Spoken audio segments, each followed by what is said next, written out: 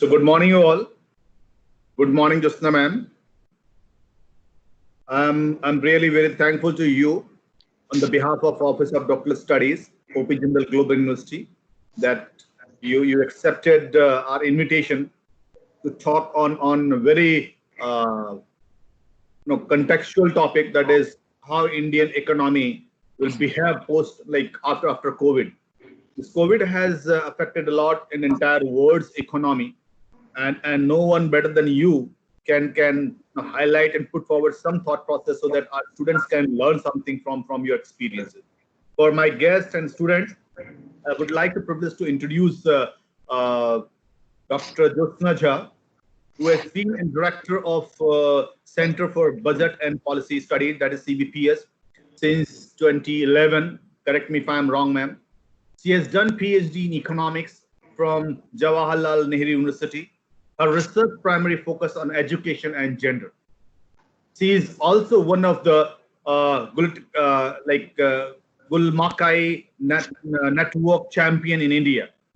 This Gulmakai network is Malala's foundation initiative to support local education activists who work in the country where girls face the greatest barrier of education. If you remember, Malala won Nobel Peace Prize along with Kailash Satyarthi.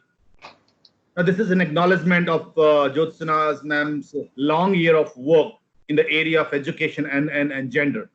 Before her association with CBPS, that is Center for Budget and Policy Studies, she worked as an advisor of education at Commonwealth Secretariat, London, for 5 years. She has actively worked with education policy, planners, administrators, teachers, professionals, and various levels, both nationally and internationally. We welcome you, ma'am, here officially from Office of Doctoral Studies. No, we are unlucky that we are not able to invite you here physically in the campus. But whenever everything is getting over, when this COVID effect of COVID will minimize, definitely would love to host you, would love to invite you, and would love to hear you, ma'am. Thank you, ma'am. Thank you again. Now I made you presenter. I'm handing over session to you. Please take the session, please discuss, and then post the discussion, we'll go for the Q&A session. Thank you, ma'am. I'll hand it over session to you. Thank you, Dr. Pandey. Thank you for the generous introduction, and thank you also for the opportunity to talk, especially to young scholars and researchers. It's always a pleasure. It's much better if it's face to face, but in absence, even this is definitely a good opportunity. Thank you for that. And I don't have a PPT, so I'll be talking. And although the plan is that we will, stick to this 45 minutes presentation first, followed by this. But if there is a burning question, you can interject, or preferably you can also put it in the chat, and we can take it up when the question answer starts. So let me, when we are talking of Indian economy in the post-COVID, I think the best way to start is to talk about Indian economy pre-COVID, because unless we understand what the pre-COVID situation was or has been, we would not appreciate what challenges or what policies do we need in future. So we need to understand past, and especially as it is unfolding, the present, and then go to the future. So, and in that, it's important when economy is not like isolated. So economy is a complex, interrelated phenomenon, and therefore we need to understand fiscal indicators, economic indicators, but also institutions and services.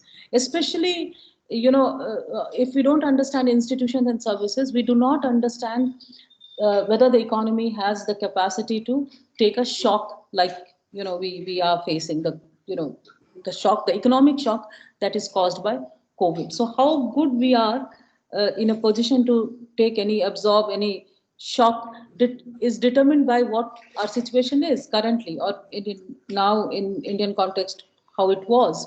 So let me first bring out certain key indicators that India had. And there I'm aware that we are a diverse group. So I hope I speak a language that each one of us understand. Um, One of the things that all of you perhaps would have followed, that we were undergoing an economic slowdown. In India's economy was, it had actually been growing very fast. Past 10 years has generally been, especially post 2000, we have experienced good growth. But the recent past has been last 1 to 2 years have not been good, especially the last 1 year. And as the new data came now, the data has come during COVID, but the data pertains to January, March, which shows that we have, our GDP growth is at a 11-year low. It's 4.2%, and in fact, many people are even debating that it perhaps could be even lower than that. And it actually is reflecting economic slowdown in sectors which are foundational sectors like manufacturing, and that's a worrisome point. That when you are yourself slowing, like you are on a slope and then you get a shock, your chances of falling is much higher, as you would know. If you're on a growing slope, and your chances of absorbing a shock will be much better. So it's not a good news. And this slow growth rate has also been accompanied by high unemployment rate. And it's important to point this out separately, because it's not necessary that growth and employment are all like parallel. That when growth goes up, it's definitely a high employment growth. It could be and that the economy is growing, but employment is not, or even the other way around, that employment is growing but the growth is slower than employment rate. But what we are now experiencing is both slowdown of the growth rate and also slowdown of the employment rate. And now that is again worrisome, especially we keep talking of this whole demographic dividend, which basically means that we have a higher share of younger people. And if unemployment rates are high, then it has much wider implications for future and for the society as a whole.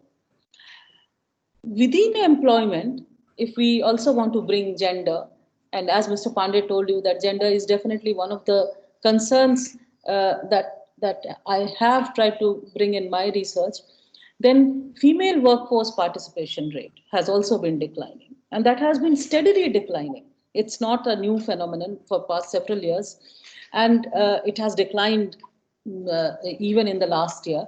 And it's also important to remind that it's not a global feature, and it's also not a South Asian feature.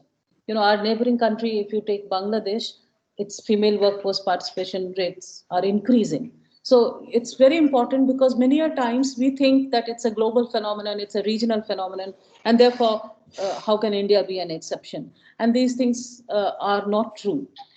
You even come across actually people making arguments based on this. It's a flawed information if they believe that. Then fourth, very important one is very high inequalities in income, consumption, and wealth, but worse still, increasing inequality.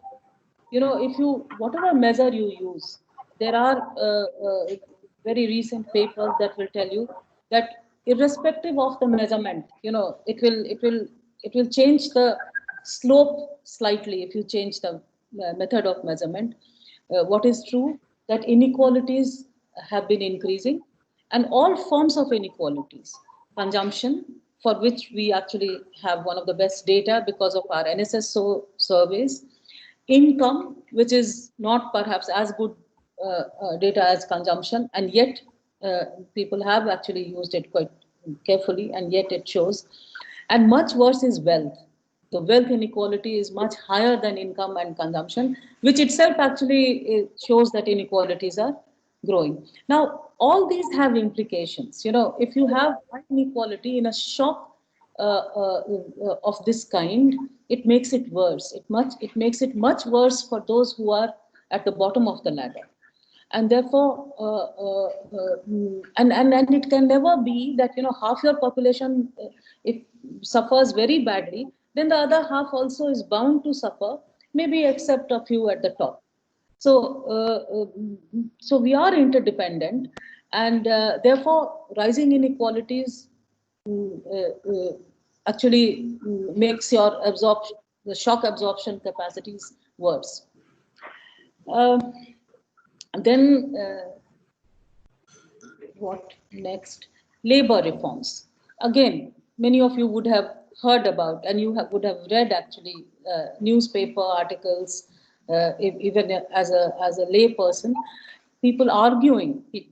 Many people have been writing about the need for labor reforms, and many of these have centered around the fact that India's labor laws are very strict. That's actually misleading. Labor reforms are needed, and there are aspects that need to be eased out in terms of it needs to be much more rationalized. So labor reforms, yes, but to think, even actually the analysis shows that it's not the labor laws which have prevented private investment, even FDI, foreign direct investment. That's hardly a constraint. It's much more the license raj, it's much more the inefficient institutions, it's much more the unreliable institutional system of the country rather than labor laws. So again, it's a misleading kind of argument that labor laws are very strict and therefore investments are not coming. So labor reforms, yes, but what kind of labor reforms, that's debatable. So we have issues of labor, we have issues of low skilled labor, we have issues of labor rights, and also we have issues of unorganized sector. So labor laws are very different for organized and unorganized. And our country, as many of you would have known because of demonetization, that almost 90% economy is run by unorganized sector.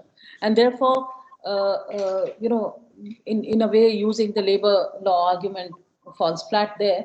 And unorganized sector also weakened. A lot of slowdown that we are seeing is also because of the weakening of unorganized sector, and at least partly definite because of demonetization. Since we are a cash-based economy, we have been a cash-based economy largely, and our systems have worked around that. We have some of the very efficient systems around cash, and we are, our thresholds are very different. We have high illiteracy. We still have hunger. We still have like our access to public services remains extremely weak and uneven. So therefore, high dependence on organized sector and cash is part of the whole story. It's, you can't simply just separate and convert it into a non-cash economy. So unorganized, the high presence of unorganized sector, and which has also been weakened in last few years, is also an important feature. Rupee also, even if you take the financial market, rupee has not been performing very well. Rupee has been weak as compared to other Asian currencies, and also of late, pre-COVID also, global markets were not performing as badly as Indian market was. So that's also an important issue. Then I think two important public service and institutions. One is important to talk about: weak public health system. We have one of the highest. India has one of the highest private expenditure, what we call out-of-pocket expenditure on health, and it doesn't come necessarily from richer people. Even poorer people spend a very high percentage of their income on health, and that is because of the poor public health service. So it has a spiral effect on the economy. It's not it's not an uneconomic fact that we have very highly privatized and largely not well regulated health sector, where healthcare comes at a very high cost, and a lot of catastrophic events in poor families are linked to high expenditure on health. Uh, mm, it's indebtedness, death, withdrawal of children from school, early marriage. A lot of these is linked to, it apparently it's linked to poverty. But if you go deeper and if you read, a large number of actually research studies tell you that it's linked to a sudden expenditure on healthcare, which led to indebtedness, which led to withdrawal. So I think this is an important connection that one needs to understand. And more we have gone for health financing, which is like, if you have to cover people, cover them through insurance rather than through direct care. And that has, again, you need certain thresholds. That has its inherent issues in terms of reach and covering poor people, but it also has issues of reach. It also has issues of management. If there are poor institutional system, then how do you do that? And I mean, as you can imagine, all of you know the country, know how our poor people in different parts live. So it's very difficult to access license even if you are covered. So those are important issues. And then the last point is education. uh, because we also have a very, I would say, very divided education system. Of late, in fact, what it has become is that you have four kinds of, if I can broadly put it, that you have four kinds of schools. Uh, uh, mm, mm, Higher education also I'll come to, but let's talk of school education first. So you have four kinds of schools, and the top on the top are international schools, which are very high fee, and therefore the highest class, upper class, they send their children there. And the next comes these schools that are known for their rigorous work. They are also high fee, but not as high as these international schools, perhaps. And then comes the low budget private schools, where large number of poor people have started sending their children. One doesn't know about the quality, and quality one doesn't know about anywhere actually.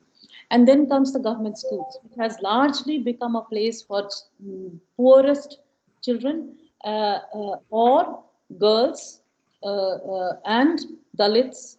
So it's so the government schools have become a place for the poorest socio-economic groups, and other sections which are marginalized, structurally also marginalized, like girls. So this is the pre-COVID situation. This is the pre-COVID India. This is the pre-COVID Indian economy we are talking about. It's very important to keep that in mind when we are talking of post-COVID. Now, what happened when COVID came?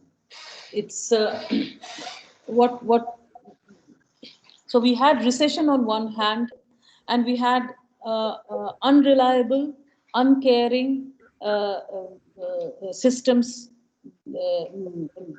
on the other hand. And when I say uncaring, unreliable, because you do not know, even the private health system collapsed.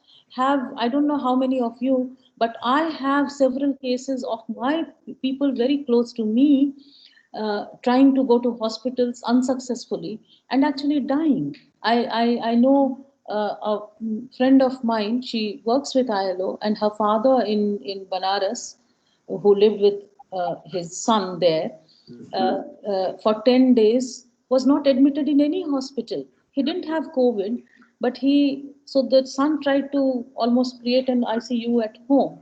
So therefore, I'm calling it uncaring and unclear. The policies were unclear, the systems were weak. So all that got exposed. So I would say that when COVID came, it exposed all our systems. Health system, the failure of, I mean, I don't know whether I should say failure, because I would say unpreparedness of the health system became very apparent. and to varying degrees. State, it's not that all the states are in the similar situation, whether it's governance, whether it's institutions, whether it's regulation. The states fare differently, and that came out even in COVID in terms of preparedness. Kerala was better prepared because Kerala has better systems. It's a poorer state. It's a state which is poorer than Maharashtra. It's poorer than Tamil Nadu, but it had better preparedness to face a shock like COVID, and which will now also help its economy. Economy also depends on those things. Let us talk of laborers, because that's for our class, that's a visual that we all have seen. Even if we don't see TV often, it was something that perhaps none of us would have escaped.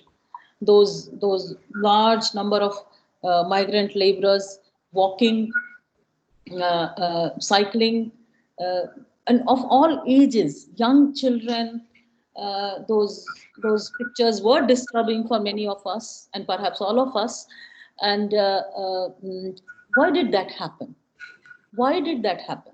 I mean, one is this lack of the notice period, that there was no time given for anyone. So 4 hours is not a notice period at all. Even 4 days would have been better. But what else enabled that? Why was that happening? It was happening because everyone says, not everyone, but many people have heard saying that, why are they going? Why can't they just stay where they are? Why can't they just stay in their homes, and then they can go home? They are risking themselves, they are risking others. Was that true? Were they? One is that I'm not sure whether they risked actually. Bihar claims that all its return migrants are non-infected. So I don't know. I mean, that's another issue completely. But why did they do that? They did because they had no place to stay. If you venture out and try to go and see the work, I mean, something that I saw personally, and therefore I would like to talk about it, is the workers' colonies of these very well-known builders, and go and see that there's hardly a 2 feet space available for one person, and that's the living space, that's the sleeping space, that's the sitting space, that's the space they have. So it's like 7 by 2 feet that you have. So you sleep there, you sit there, you talk there, and that's the space they used to go back to sleep. What happened that when everything stopped, they had to go back, they had to actually live there. How do you live in a small room when 20 people are huddled together? It's okay if you're just sleeping there. Living whole day and night is not easy, and who would pay? So for every migrant who started walking or cycling, and that happened at the beginning of the lockdown, it happened at various stages whenever lockdowns were extended, there were many more who stayed back, and these are the conditions in which they stayed back. So it's not that everyone, there are crores actually.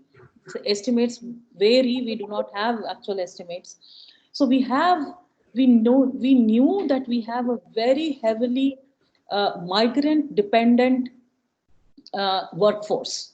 That's a well known. So at a macro level, at the economy level, we know that we have a migrant laborers dependent workforce, and yet we had nothing ready for them. And they're existing, and that's why I'm saying pre-COVID becomes very important. And the existing living conditions were atrocious. And even the payment systems are such that they don't have sustaining power. They get their wages, they send it home, and at least I didn't do a systematic study, but there are many small studies that have come up in this period, and they all show. In fact, today we are analyzing one set of data again from Bangalore that shows that income loss and job loss has been huge even during the pandemic. So post pandemic, they are not going back to their jobs. And during pandemic, they worked in initial phases and then they didn't work because the law didn't allow them, but they have not got any wages. So, so the distress level is extremely high, and it has to, the state, with a capital S, state as the ruling governments have to understand that, and the economic policies have to respond to that. Now look at what has happened and the implications for the economy. If we take migration first, reverse migration. Now again, we do not know. We do not know the extent of reverse migration, and since it's still happening, it would take time to understand what the scale would be. Since economic activities have started in certain cities, perhaps after some time it would stop. But how would it's, when you decide to migrate, it's not only about, participation in an economic activity. It also has other angles. The fact that you have been treated very badly is also prompting now people to go back to. A few workers who I talked to were saying that, it's not only about, I asked them, what will you eat? You have no work there. You'll have no income there. How will you support your family? And what would you eat? And every single person, the language was different, but the response in its gist was the same, that we will eat anything. We will, we can, even now, we, like last 2 months, we stayed on, half the food.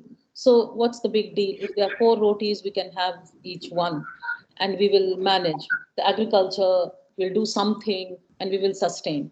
So, there is a sense of extreme distress, discrimination, and that's also leading to this. And it's also, economic policies also have to be caring. Economy is not, economics as a discipline is not an uncaring discipline. It actually talks about a caring role. So economic policies also have to be caring.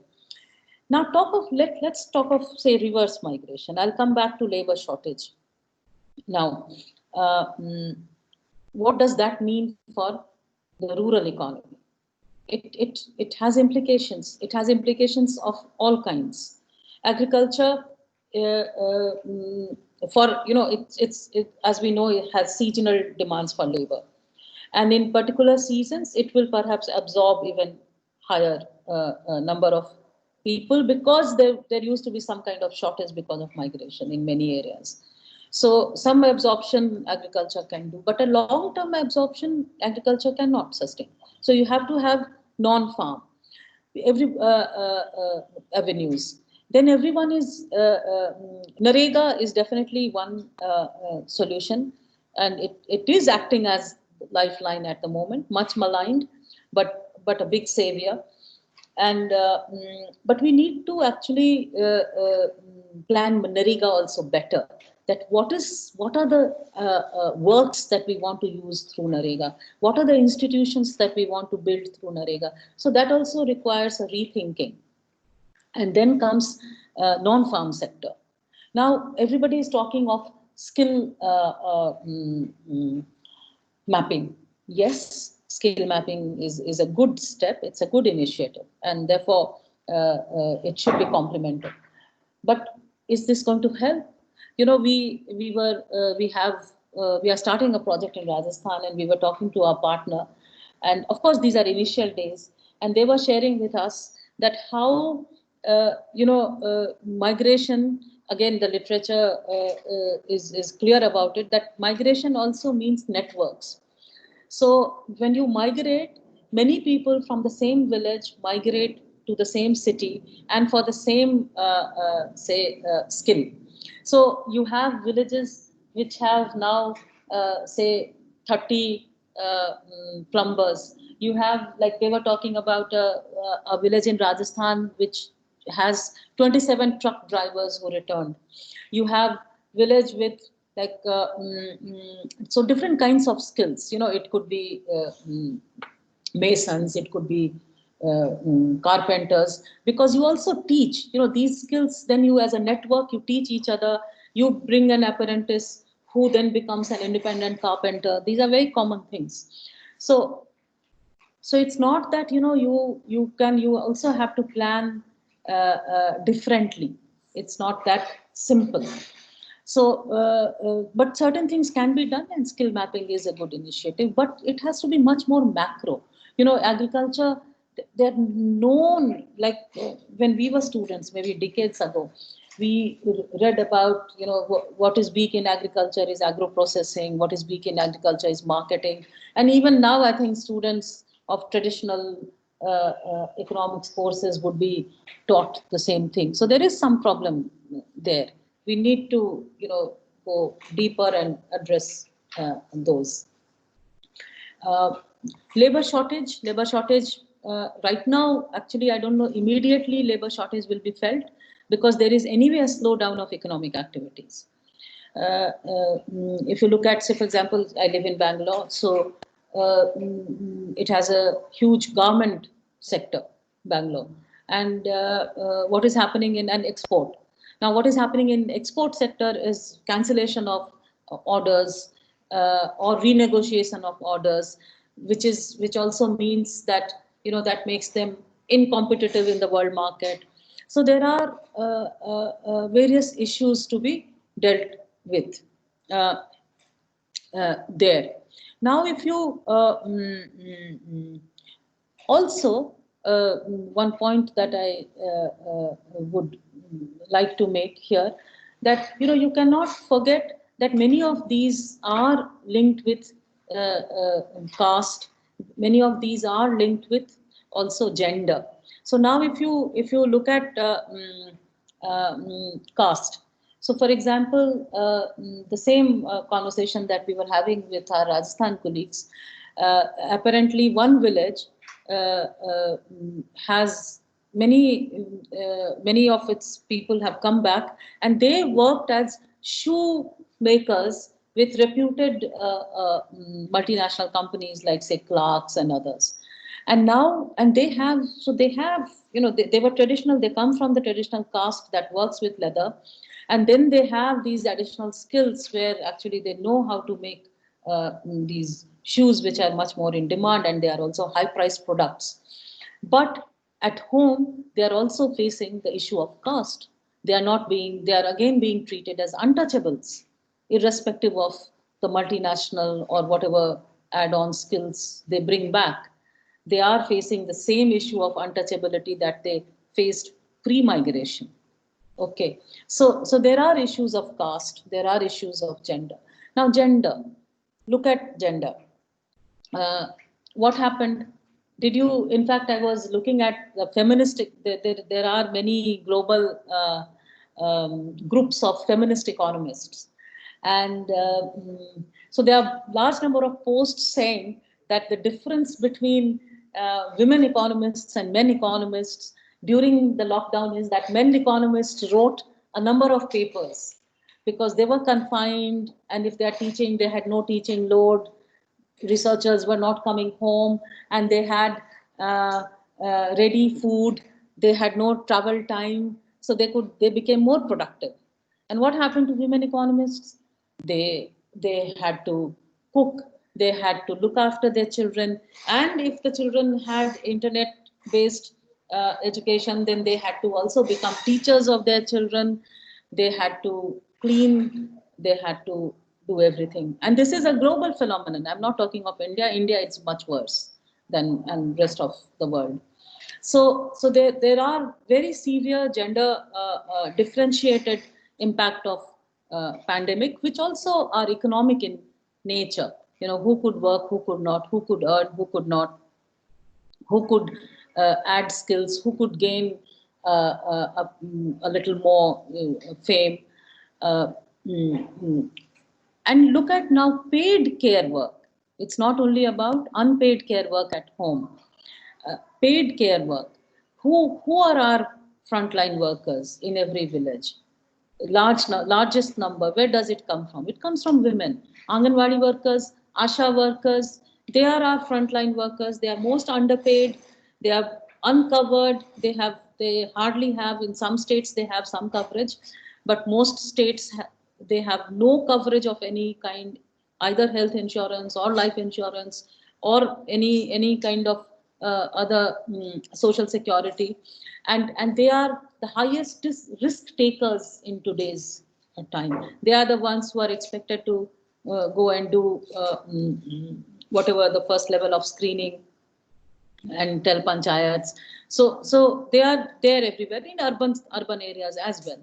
So there is again a gender dimension to that, and it's important that our economic policies, when we are economy is about everything. Why do we have lowest wages in feminized sectors, and that too also in organized sector? They are these people work for government. They are not working for a. So we can't blame the private sector here.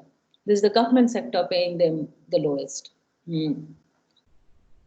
So okay. So now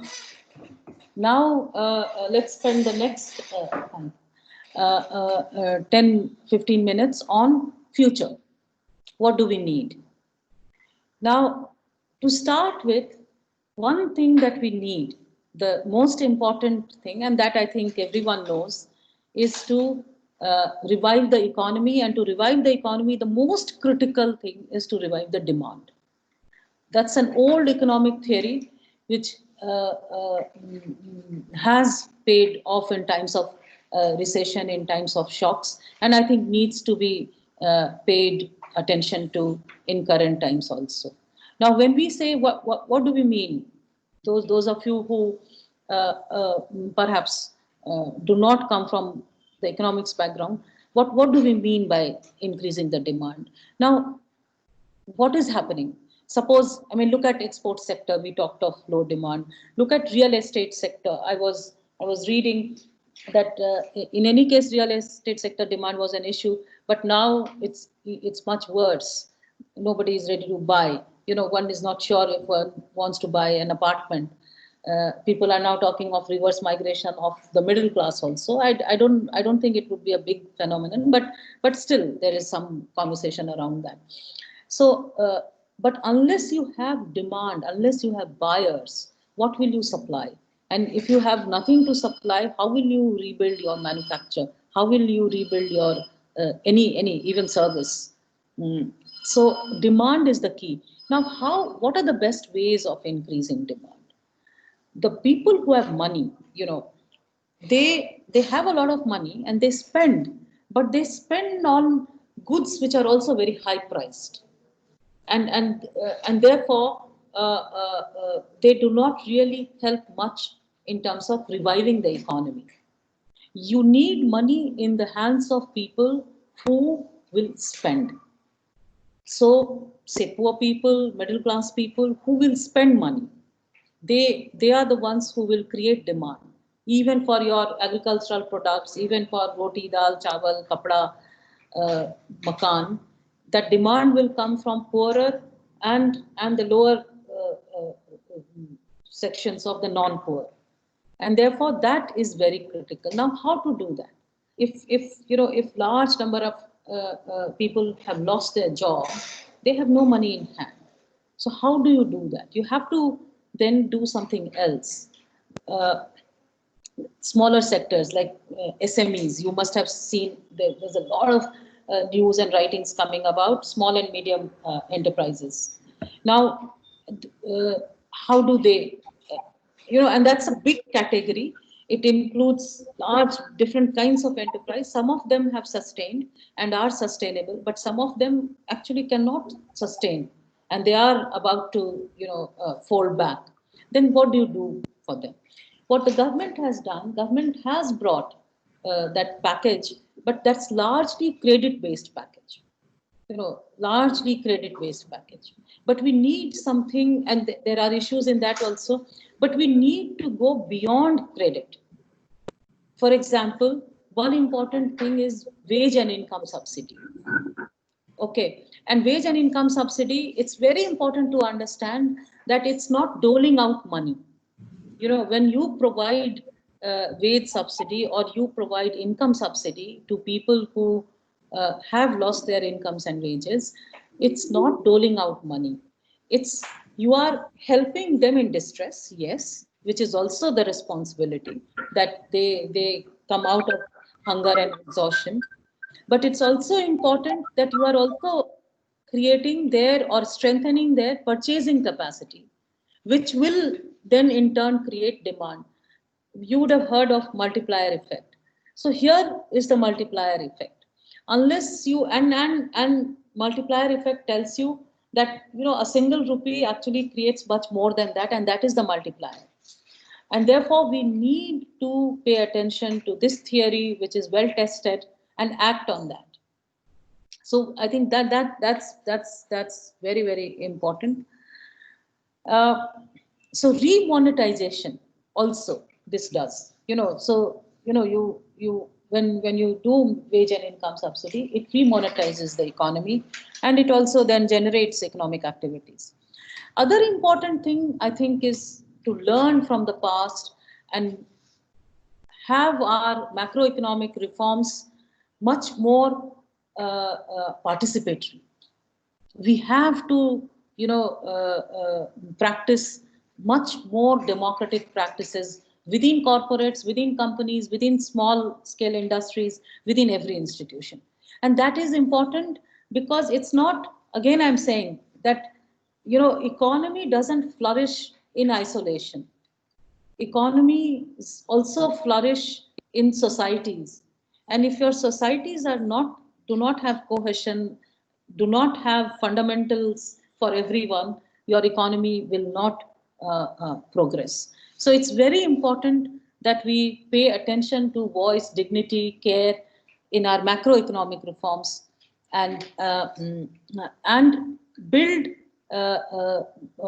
much more accountable systems, accountable public systems and accountable private systems. And that brings me to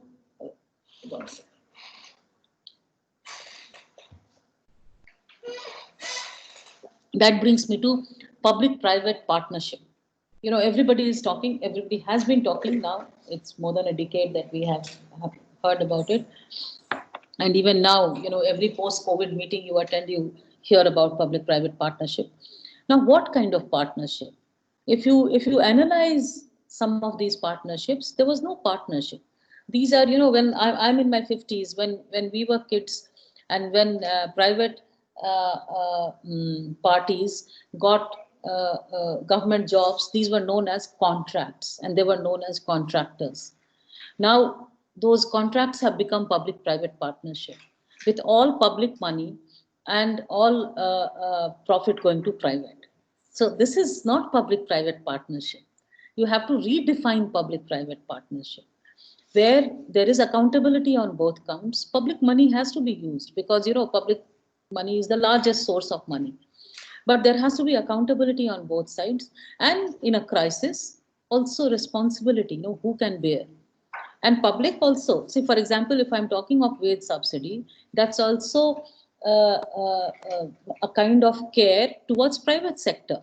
If the government, if state says that I'm ready to take, you don't, some governments in Europe have gone for that you don't take anybody's job, I will give you wage subsidy up till say 30% for 3 months. You retain everybody's job, and okay, and the enterprise, and we allow you to pay part wages. So instead of 100% wages for 3 months, if you're paying say 80% or 60%, half of that comes from the government. Now that's partnership. So government is responsible for people, and it doesn't want its people jobless. So it's partnering with government, part with private enterprises. So, but on the other hand, you also have to let private enterprises, hospitals, schools also have to rise to the occasion, and have to shed a bit of their profit margin to rise to the occasion. And there are many ways of doing that. We can discuss if it comes to. So we have to rebuild. We have to think of new ways. Then only we will see. I think what is post-COVID? one immediate goal is that we rebuild the economy. But I think the longer term concern is that we should be also able to take future shocks. We should be, so rebuild in a manner that it doesn't remain as vulnerable, but it becomes much more resilient. So therefore, it's important. And the last sentence I would say is this: that it's extremely important that we rebuild our economy with a new economic order, but and a new economic order is not possible without strengthening democracy. This again has been well explored in the discipline of economics, that how democracy is important for economy, and I think that's very important to keep in mind. Thank you. Thank you, ma'am. Thank you. Extremely thank you for very insightful session. Now, there was some point which you spoke here. It seems that you have taken words from my mouth, actually. I don't know whether probably we are having similar type of thinking or philosophy, but this is what indeed required. It is the right time to understand that what sort of PPP we are going on. It is the right time, when people say democracy has no impact or linkage along with the economy. No, it has. Indeed, it is very important. Participation rate, the gender-wise, in workflow system, it is indeed require a revision. So thank you, ma'am, for highlighting so many aspects of economy and giving us a right way that post COVID-19 about the economy, that what sort of opportunities we are supposed to have. Doing more of same after the lockdown is fully lifted is not an option. India needs to have a clear policy to survive and grow in the post-corona. This is what I can infer from your discussion.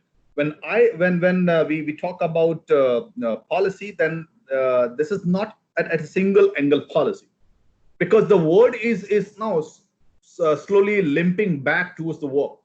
There is some slowdown in infections of death rate in many developed countries, but the coronavirus is not done with the world yet. Till now, more than, I think, I can see, if I'll change the screen, I'll see something more than around 51 lakhs people have been infected by the virus globally, and the buzzer says that 3.3 lakhs death, more than that of. So that is the human cost. The economic and social impact is unprecedented.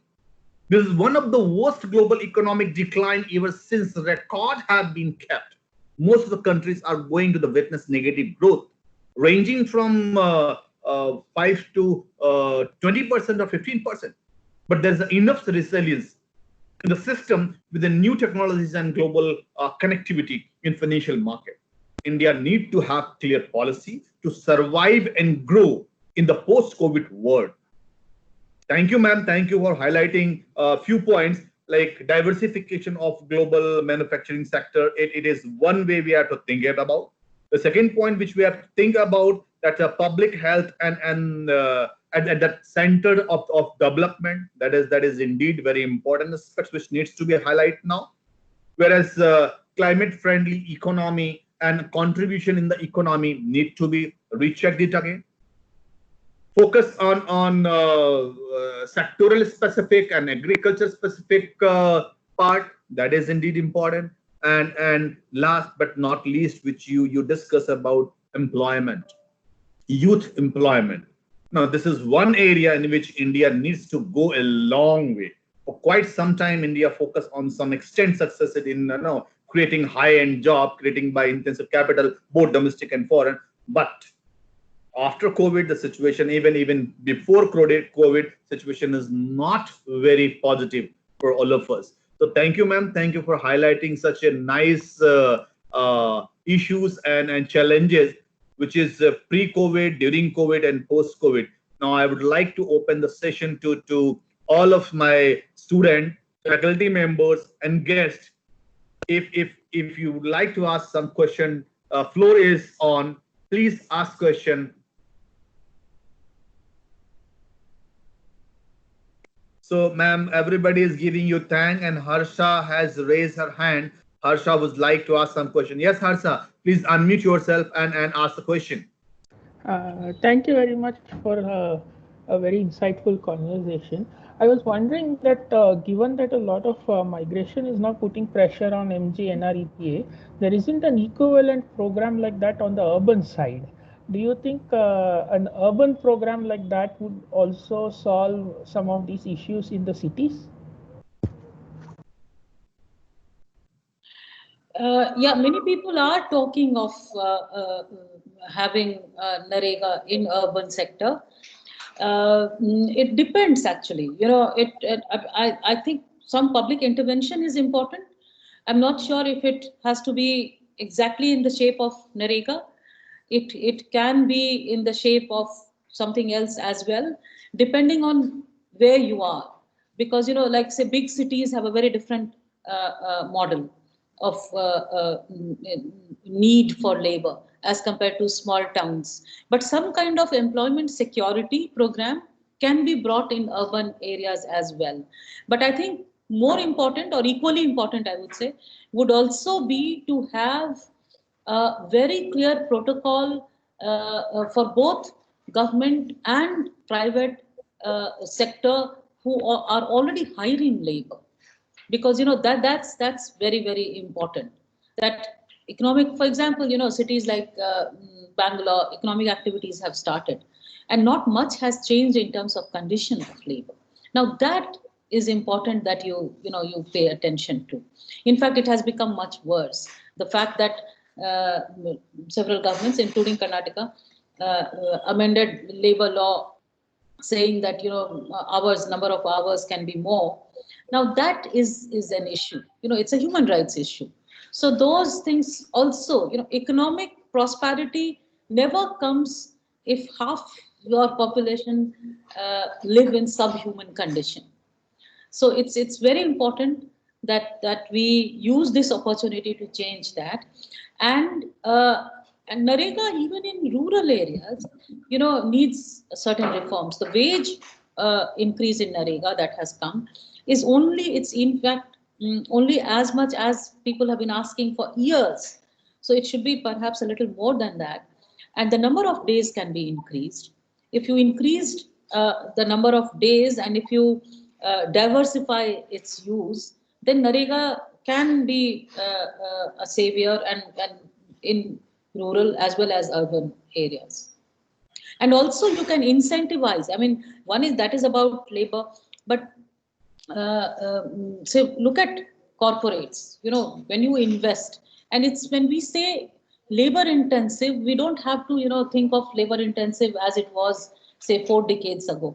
There are many other ways of making things labor intensive. Even if you're high tech, you can be labor intensive. So and that will bring quality, so that will give you competitiveness in global market. So you can incentivize greater use of labor and use it to your benefit in the modern economic system. Thank you, ma'am. One of our PhD scholar, Shanky, first of all, is giving you thanks for your interesting talk. And he's asking question that we can saw a decline that secondary and tertiary sectors growth in India. It was only the primary sector that showed positive growth. This reflects the importance of agriculture in economy. Despite this, the government, particularly Maharashtra, is putting a ban on production of GM crops. That has led to protests from the farmer. Do you think that it is the right time to put this ban when we talk about Atmanirbhar Bharat? If yes, what alternative can be used to boost agriculture sector? See, one is that there are no straight answers to some questions, and I think GM crops fall there. Not that I know everything about it, but I have followed it, and there was a time when I was following it much more closely as compared to now. So GM crops has various other issues, and one important thing in general, I would say, not only in I can read his question. Yeah, so I can read his question. Is that what we have realized over the years, and we should learn from that also, that anything which is, which may seem a good solution for a short term, turns also has to be a good solution for the long term, and then only it's a good solution. Now, when it comes to farming, now people are actually developing models to compare that, how to have sustainable agriculture. Now, if you look at, I was, 2 days ago, I was in NIAS, the National Institute of Advanced Studies, and they have, under their inequality wing, they have done studies of suicides, and these are like economic studies of suicides, and actually those are very good reports. What you realize that most of the farmers who have gone for suicides are also those who also went for cash crops. So, it also makes you as much vulnerable. I'm not saying that, one has to live with a very subsistence economy without growing any cash crop. We all, it's an economy, so therefore you need everything. But at the same time, you can also have systems which will not make you as vulnerable. Now, GM crops has many more issues. Diversification of seeds is an important part of sustainable agriculture. GM crops, I am not a very knowledgeable person when it comes to GM crops, but has issues of, killing diversity, killing also perhaps the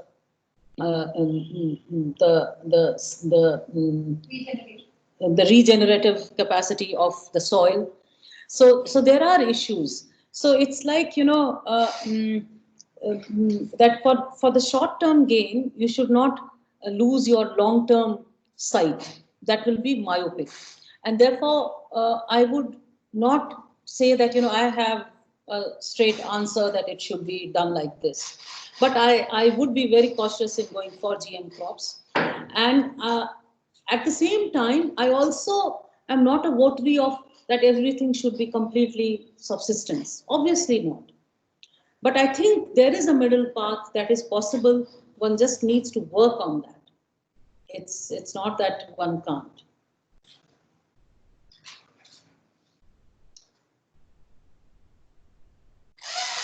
Thank you, ma'am. One of our student, Akash is first of all is giving you thanks for insightful session, and he's asking a question. He asked that this like lives of Indian citizens, those who are working in Arab countries, no, it is at risk. They are one of the biggest source of income in India. And what happened recently, he heard that Oman has made a new rule that they will allow only local Omanian to work on a certain job, and foreigner will be jobless. So his question is there any study you had come across? Is there any planning by Indian government for those people, those who are returned to India? Yes, that's actually a very, very important question, and especially for certain economies like Kerala. Kerala survives on remittance economy. It is known as the remittance economy, and remittances are very high. Not only that, I don't have the latest figures, but for particular number of years that I had actually studied, I can tell you that remittances from the Middle East was much more than remittances from North America. And this is to remind you, since, my job is to let all of you give large number of ideas which you all can explore. This is to remind you that our highly skilled migrants who go to America, Canada, and also Europe, they don't send money back home. These are our low-skilled people in the Middle East who are responsible for our large foreign exchange reserves and also running of the economy in certain states like Kerala. Now, what happens there? That's a serious question. And it will be the same like reverse migration that we are facing.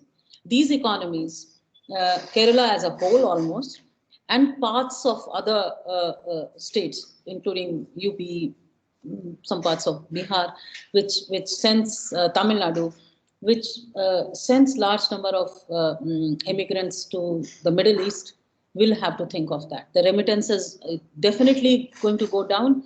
And then there is a larger political economy at work. Many of these economies were already resentful. They had they had all their work done by immigrant workers, and yet they were resentful of these workers. Now what happens that when these goes beyond economy. So, and these people also, they had high wages, but their living conditions were also perhaps not as bad as our construction workers over here, but pretty, they did not have very good living conditions. It was very common for them also to live in, like several 10 men to live in one room, and those kinds. They would be driving Mercedes whole day, but they'll be going back to their rooms in a very, very cramped condition. So it is going to be an issue. I think for some time, like urban and rural, we are going to witness in India. It will be like that Middle East and the entire South Asia. It's Bangladesh, Pakistan, India, partly Afghanistan, which sends workers to the Middle East will actually have to suffer. And depending on how much the remittances matter in their economy. Now, India as a whole is a large economy. Even at our, the sheer size helps India. And at times, sheer diversity of economies in different states helps India. But if you take Kerala, it will be badly hit.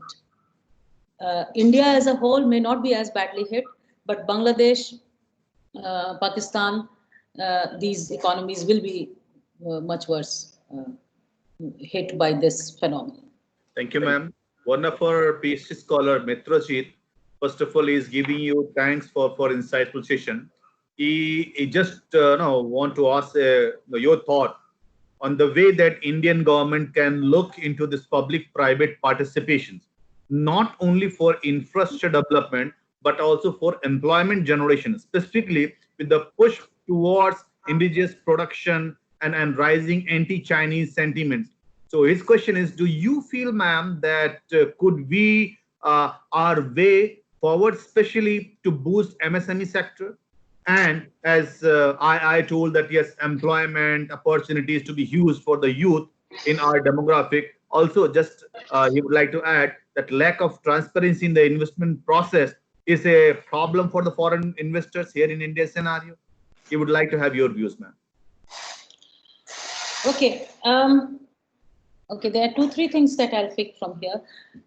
One is this, that I'm not sure how far this anti-Chinese goods is going to succeed. It's the penetration of Chinese goods is huge. It's and there is reason for that. It's cheaper. It may not be better quality, but it's available. It's available and it's cheaply available.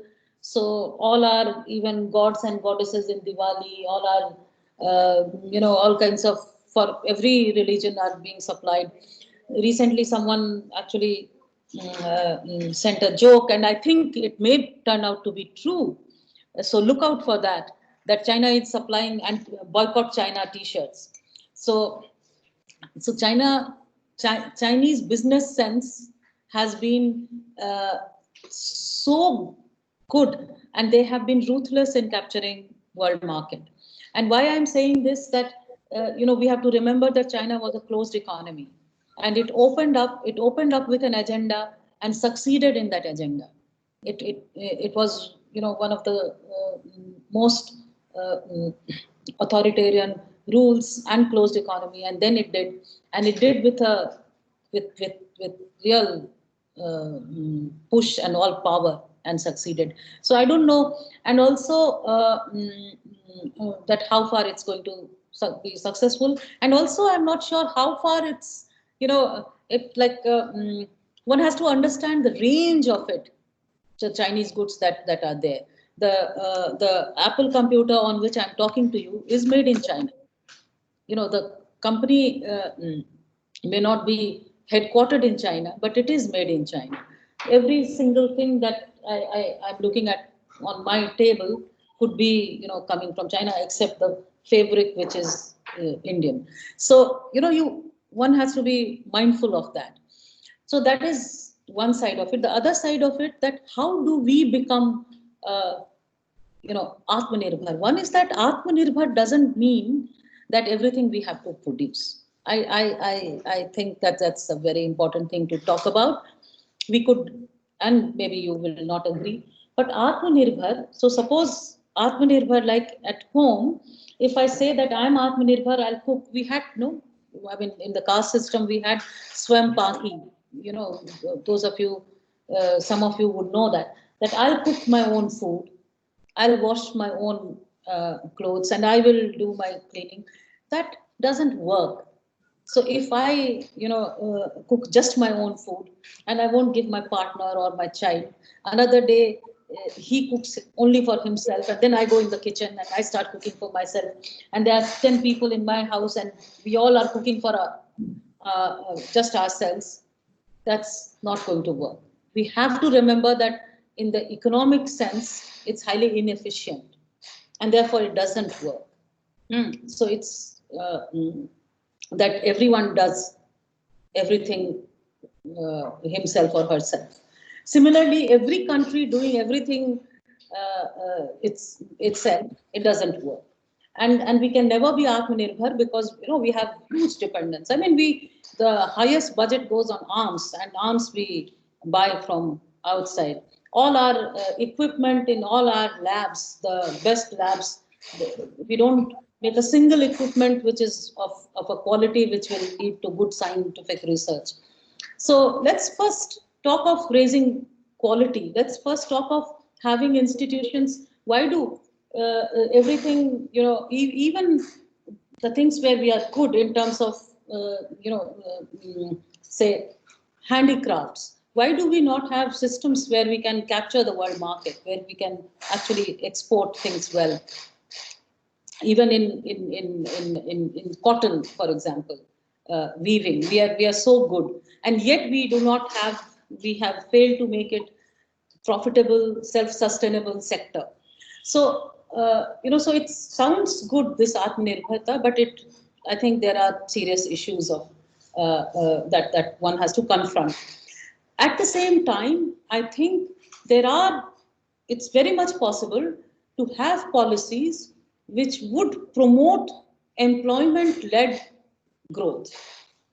That is very much possible. You incentivize that and you build your institutions for quality control. Because, you get out of, and I think one important thing that brings us down is patronage.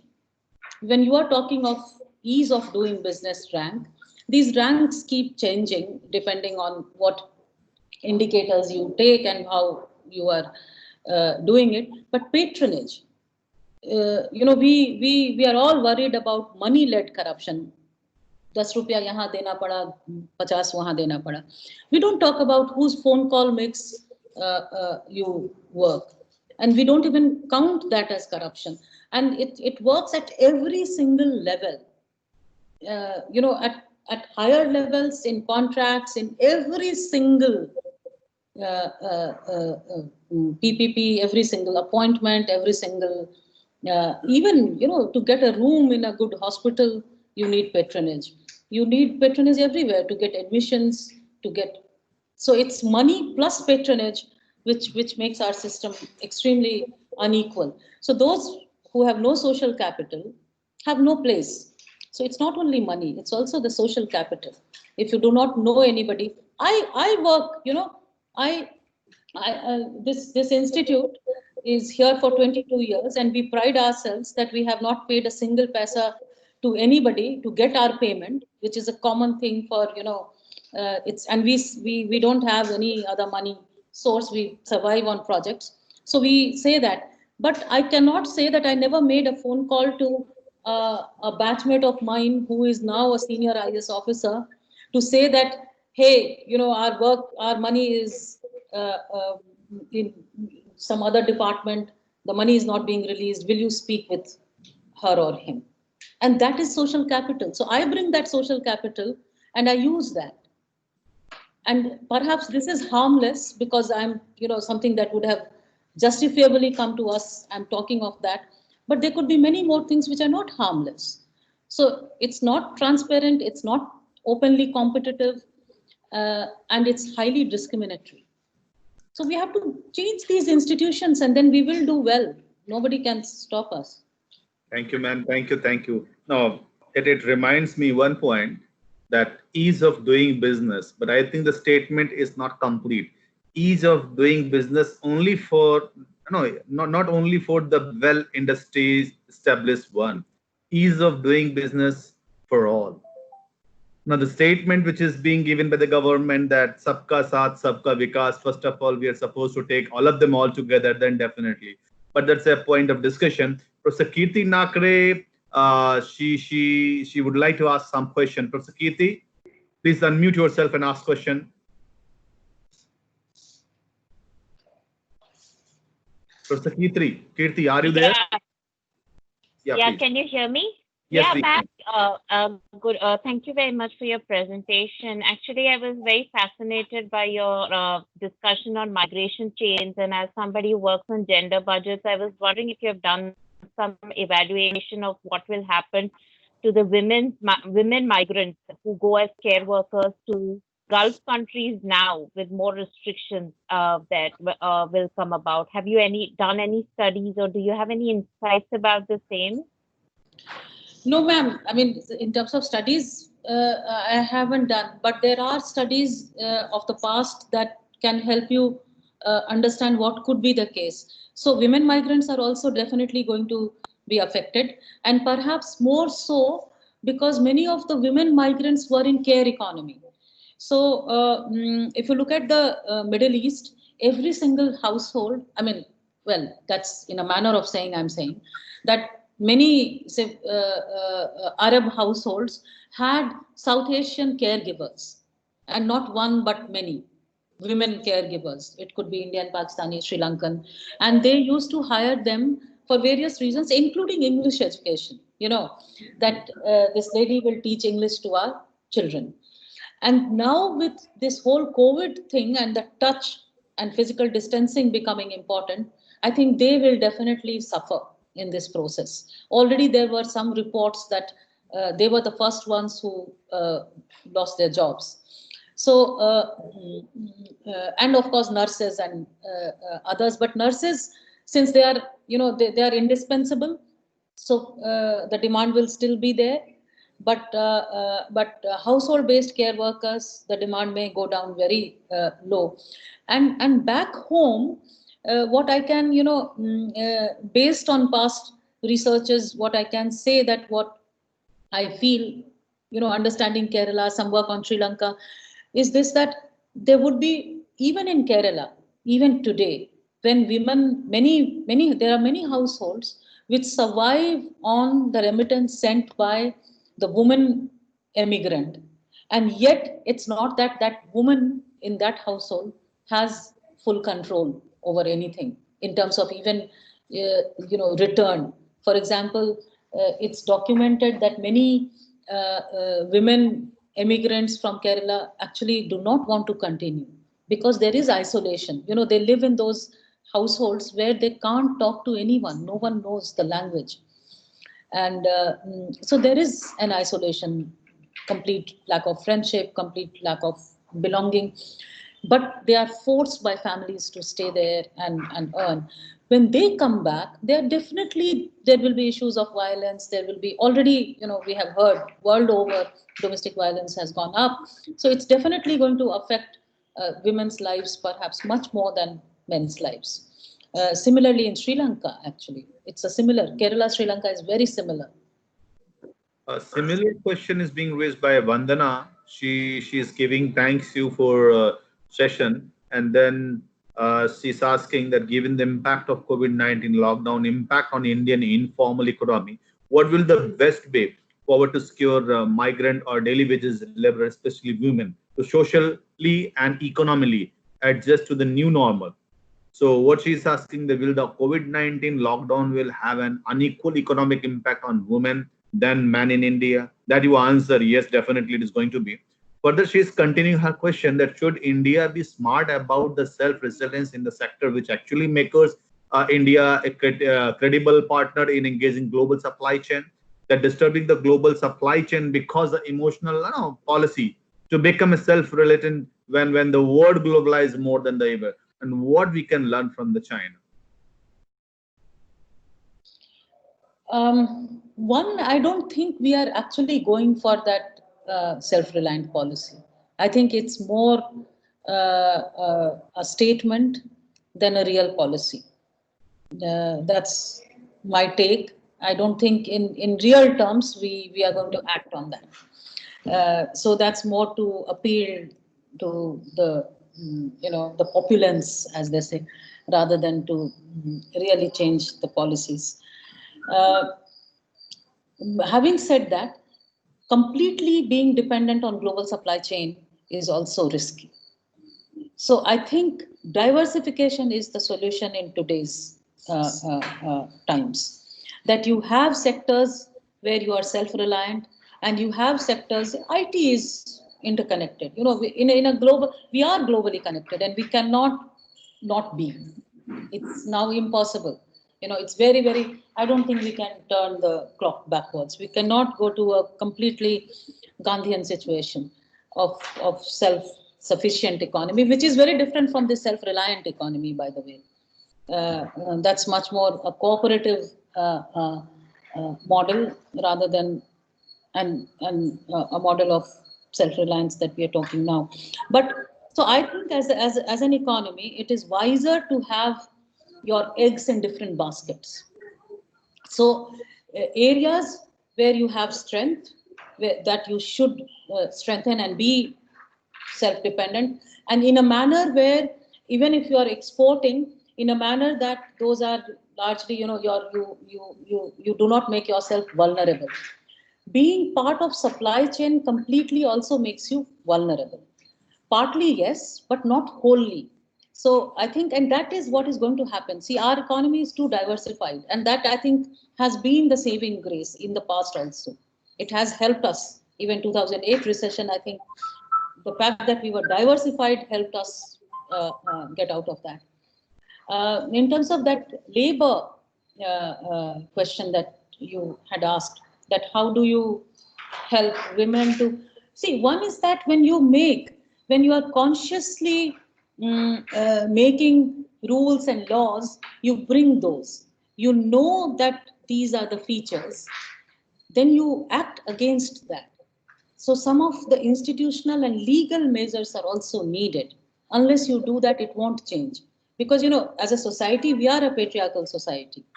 So so that change has to be backed by, that's not only the economic policy, but economic policies do help. If you incentivize hiring of women in non-care work, it would help. Why is this that we have only care work being feminized? You can also feminize non-care work. Then perhaps it won't be called feminized because it has an association of low wages. But so there is an intervention when you are talking of a deeply rooted social phenomenon, then you need to intervene, isn't it? And again, law alone doesn't change these things. We have known that very well. So it's like law plus incentives plus institutional measures together are the only solution. There's no quick fix. Thank you, ma'am. One of the scholar, Karishma, first of all, she is giving you thanks for an insightful session, and then she's asking that as mass layoff has already started, so do you think that it's also going to impact women more than men? This is the first question. And second question, which she's asking that so much budget is being transferred to military and defense post this medical crisis. Is this going to impact budget and educational research? Okay, the first question, see, mass layoff, it depends. What would happen, what has happened in the past, that women are the first to go. So if and that's a global phenomenon. In any economy, when you have like employment is decreasing, then the first to go are women. So in that sense, they will be affected, except jobs which are feminized, which women are not ready to take. So that would happen. And there are many SMEs which are heavily dependent on women work. So women will suffer. Men are also suffering, but women would perhaps have a disproportionate burden in terms of proportion. Since the labor force has much more men than women, in numbers it won't show, but in proportion it may show. Defense budget. Now, again, that's not a COVID situation, isn't it? I mean, we have been spending much more disproportionately on defense. And if you question that, you become anti-national these days. So the thing is that, one needs to question going beyond nationalism, because these are also extremely high cost to the economy. It's public money, and many a times these are the places where you have a lot of unscrupulous and big money exchanging hands. So it's extremely important to make it transparent. On the name of national security, we cannot keep it. If I'm a nationalist and so are you, I have every right. Why will I, if I get to know something, why will it be cause any harm to national cause? We as citizens, we are funding, public money is being used, and therefore we have a right to know. It's as simple as that. It applies to everything. It applies to defense also. And I think the moment we bring greater transparency, it will also reduce the budget. We will not be then spending as much. It's, at least we will question, the debates will be open and not emotional. Open and based on reason and rationality rather than on emotions. Thank you, ma'am. It is indeed really, important to understand from the structuring point of view when we do budget allocation. We are least bothered even in the good times when there is no war type of situation. There's a very less budget has been allocated to education, health, and other sectors. And now we can see the impact here in Indian scenario, that how it is going to affect. So it is again, I think it's a time when government should look into the process and the diversification of the budget, that they should focus education and other sector research more, so that we can build our process even. Yes, defense is an important sector. We can't leave it out. One of our guests is asking, first of all, is giving you thanks, and then asking question that could you please give your views on skill mapping and Indian returning workers, where we already ourselves with the unemployment pre-COVID. Do you think that skill mapping will be the successful? I already talked about skill mapping, and I am not so sure of that, unless, skill mapping alone is not going to do anything other than having a list of, people with skills. And we also have to know that these skills got built. How did they get built? For example, perhaps you will find a large number of drivers in Kerala. Now, what do you do with that? You won't buy as many vehicles and make them drivers. What will they drive? For whom? Similarly, if you find large number of, say, caregivers in Kerala, what do you do with them? Where is the market? Where will they go to? Who will pay them as much as they used to earn in Middle East, which was enough to run the family back home? And over the years, so that is an issue. In internal migration, that may help to an extent if states are going to invest. Suppose certain states. Now, I'm not sure Bihar is in any. I'm talking of Bihar because Bihar is one of the largest labor immigrating state. Bihar has the wherewithal to come up with a policy that develops skill-specific industries. I wonder if it has. Going by their current economic situation, it doesn't look like that. And the institutions they have, which are extremely in shambles. Rajasthan, Odisha, I think, are in a much better position, and they may be able to do some non-farm intervention where skill mapping would help. But skill mapping alone, I don't think is going to do anything. And absolutely, I find absolutely right, because just doing skill mapping probably not the answer. We have to go beyond skill mapping. So if we have mapped the skills, then definitely what the next step, how we are going to provide the opportunities, and that's indeed very important. Any question? Any other guest, student? No, it is indeed no right time when we can look all the different scenario. There might be scenario, the current situation, like we can think to divide the current global situation in few scenarios. One is an very optimistic scenario where we consider the temporary impact of the COVID and a V-shaped recovery.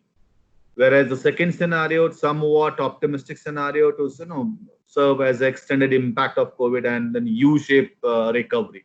The last is a pessimistic scenario with the prolonged serve downtrends leading a new low-level normal. So we are supposed to keep all aspects into mind, and then keeping this scenario in our mind, we should try to make it out our economic, financial, and other decisions. Like if we divide it in broad sector, like managing the endemic and the resultant public health crisis through augmenting financial resources, increasing insurance coverage, and using technology solution. Whereas protecting income and employment, particularly for the more vulnerable section of the society, which we discussed, through implementing direct cash transfer program backed by adequate monitoring and evaluation mechanism, and using existing digital payment infrastructure. Further, supporting the corporate sector to minimize adverse economic impact and facilitate quick recovery. My point is, ma'am, I would like to have your view here. Like supporting the corporate sector to minimize adverse economic impact and facilitate quick recovery. How this can provide some sort of solution to the existing challenge here in front of Indian economy.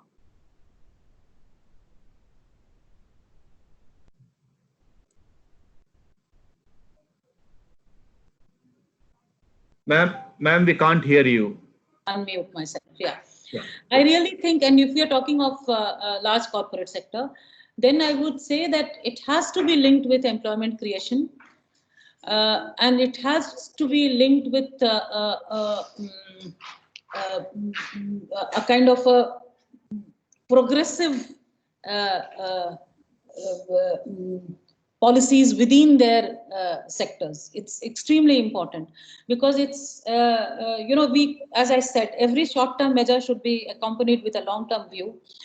I think corporate sector is single-handedly responsible for a large number of inequalities that we have.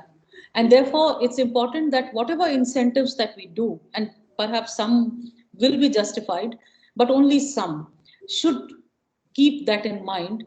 And this is the time to force them to go for policies which actually are at least some inequalities become less wide as compared to what they are. Yeah, that indeed required, because this can provide an extended support to the society, and because they are in the position, if they will relax some, if they will come forward, then definitely they can contribute a lot to help us in terms of shaping the economy in the right direction. Like, say, for example, real estate sector. Since I happened to go to workers' colonies and talked, I was also talking to people who understand, somewhat people who are in the construction business. And in general, what I understand, that these big companies, won't name, it's not correct, that I went to, and there are several very, very well known, very big companies. So the way they work is that every single cost is actually, like, say, for example, if I own, then every single adult in my family will also be working in that and will be earning the highest salaries, which is also, which goes as wage cost. So the wage cost also includes the high salaries of those companies. What I'm trying to say that the way balance sheets work in the corporate sector, it actually shows a lot of profit as also cost and wages and cost and therefore wages.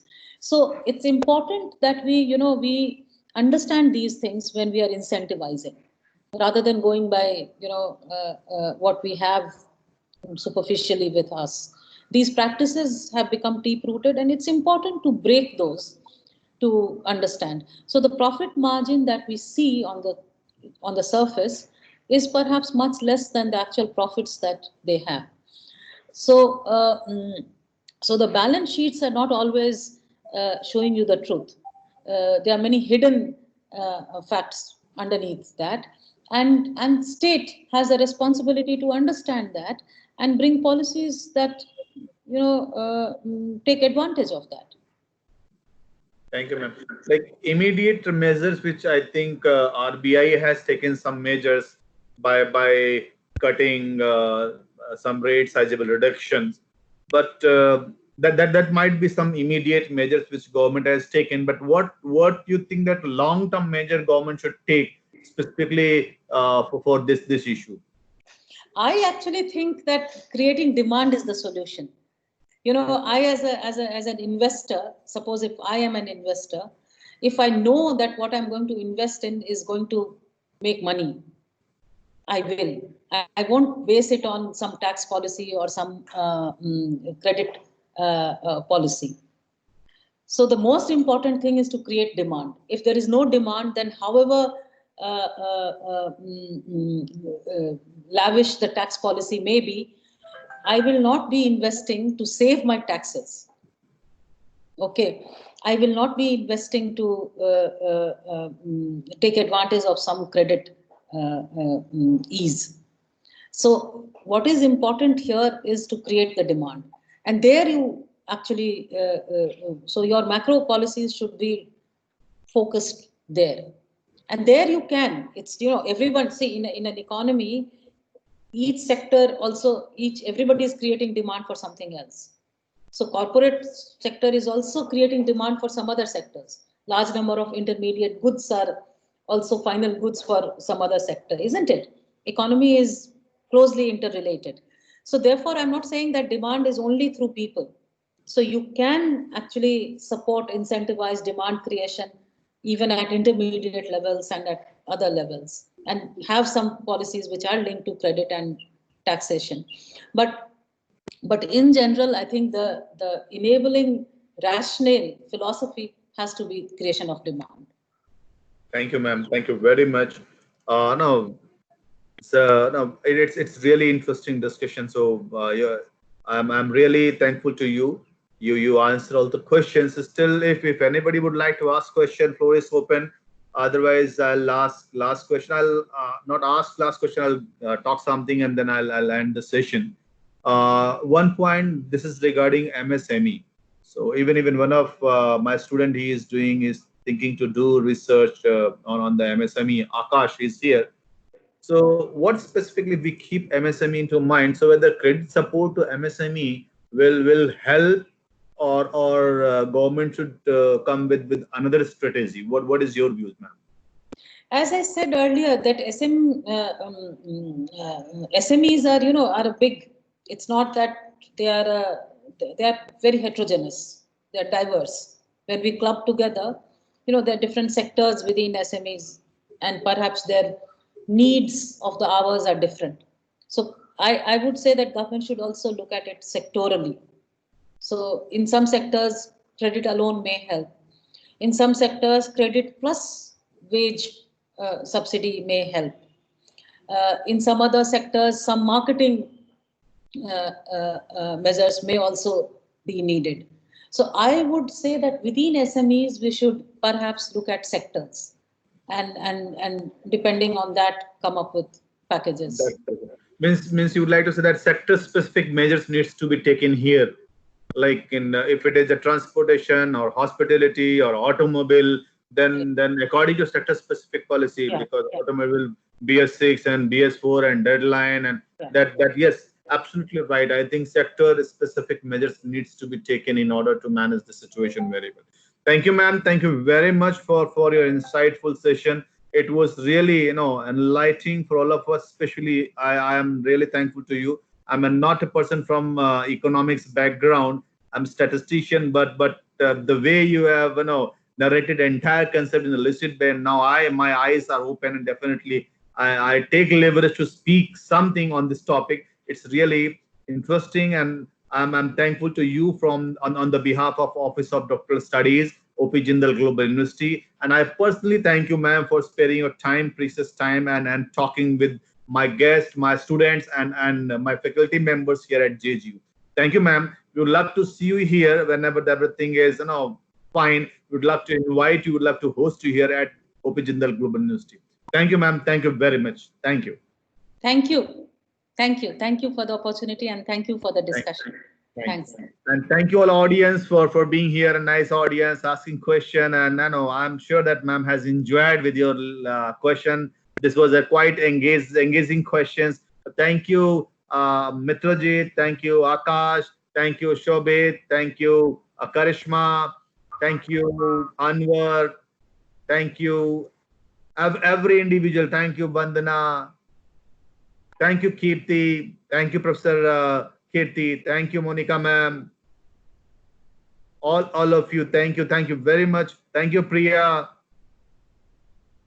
Harsha, Shanky, Neha, Cherry, Nagia sir, Shama Banu.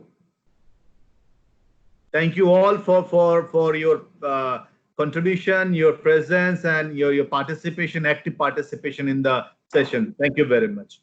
I'll request you, please leave the session one by one. I would like to leave it in last, and I'll end the recording that time. Thank you. Thank you.